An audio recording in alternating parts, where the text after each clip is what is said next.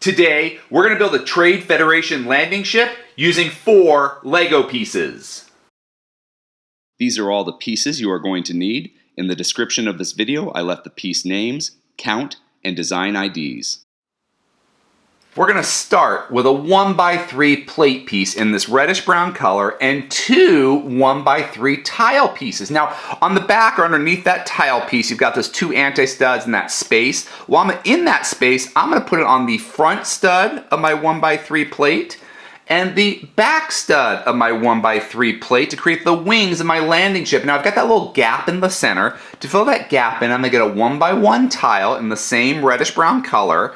And now I've got a completed Trade Federation landing ship, and that little plate underneath is like the area where all our droids are stuffed. But this is a fun little build because it was actually by accident. I was building something else, and in the middle of it I was like, wait a second, that kind of looks like the landing ship from the Phantom Menace. If you enjoyed this video, please subscribe or check out some of our other videos. Until next time, let's keep building together.